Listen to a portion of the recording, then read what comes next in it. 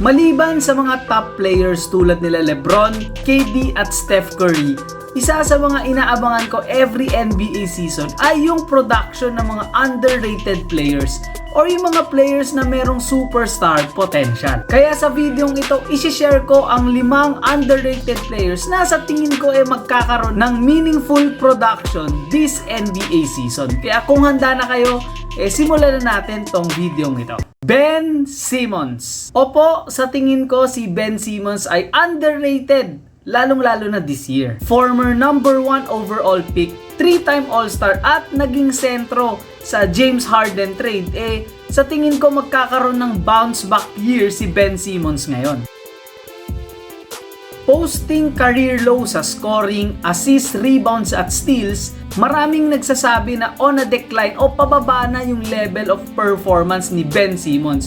Pero nitong off-season mukhang marami na naman siyang napapabilib. Kung gusto ni Ben Simmons magtuloy ang takbo ng kanyang karir sa NBA, kailangan maging maganda ang performance niya this year. And with the reports na healthy siya, makikita natin kung papaano niya tutulungan ang Brooklyn Nets at ang susunod nating player sa ating listahan. Mikal Bridges. From one center trade piece to another, susubukan ni Mikal Bridges na ipagpatuloy ang kanyang mala all-star performance last season. Mula third scoring option sa Phoenix, tinanggap niya ang challenge na maging main guy sa Brooklyn Nets. At sa 27 games niya sa Brooklyn, nag-average siya ng 27 points per game.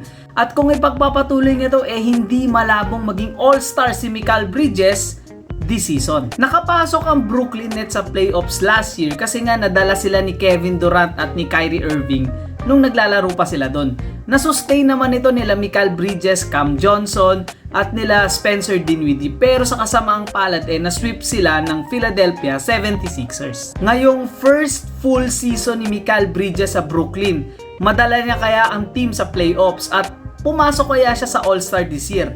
Yan ang mga aantabayan na natin kay Mikal Bridges. Scottie Barnes. Isa sa mga modern point forwards in the NBA today, Scottie Barnes looks to help the Raptors make the playoffs again this year. Matapos nga ang pagkawala ng kanilang star point guard na si Fred VanVleet na nag-sign sa Houston, mabibigyan na ng pagkakataon itong si Scottie Barnes na ipakita ang kanyang talents. Hindi lang sa scoring kundi lalo na sa playmaking.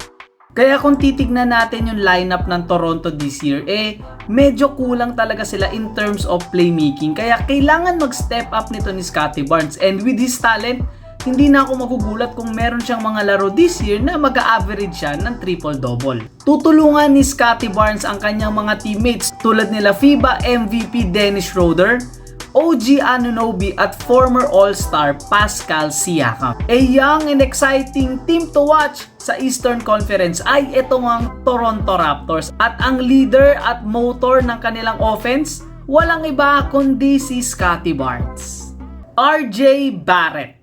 Matapos ang napakagandang showing nitong FIBA World Cup, naisip pagpatuloy ni RJ Barrett ang kanyang momentum sa darating na NBA season. Heading into this season, sa tingin ko isa ang New York Knicks sa mga team sa East na pwedeng makapasok sa top 5. Being a solid third option behind rising guard Jalen Brunson and former All-Star Julius Randle, RJ Barrett looks to continue to improve his overall play this coming season.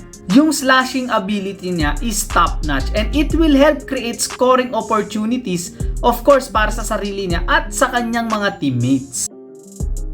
Pero kailangan niyang i-improve ay ang kanyang outside shooting as he only averaged 31% from deep last season at ang kanyang playmaking abilities. For me, si RJ Barrett ang magiging barometer kung magiging maganda o hindi ang laro ng Knicks this season. Austin Reeves. Isa sa mga fan favorites para sa Team USA at of course sa LA Lakers, Austin Reeves looks to take the next step this season. Alam naman natin na kapag sinabi mong Lakers, LeBron and Anthony Davis ang ating unang naiisip. Pero this season kailangan din nating bigyan ng pansin itong si Austin Reeves. Entering his third NBA season, he is primed to be the number 3 option para sa Lakers ngayong taon. Last year nga, nag-average lang siya ng 13 points per game. Napakababa nito kung ikaw ang magiging third scorer sa championship contending team. Pero alam nyo nung playoffs, tumaas ito into 17 points per game. Ang difference? He only played 64 games and started mga 22 games. Pero nung playoffs, he started all 16 games. Mabigat na trabaho ito para sa kanya. Pero with the exposure na nakuha niya sa Team USA, yung tiwala na binibigay sa kanya ng kanyang coach na si Darvin Ham, ni LeBron James at ng kanyang mga teammates, naniniwala kung kaya niyang itaasan pa ang kanyang scoring output this season. Agree ba kayo sa mga players na sinabi ko? Sino kaya sa kanila ang magkakaroon ng napakalaking season na magbibigay ng malaking impact sa kanilang team? At meron pa ba akong players na nakalimutan?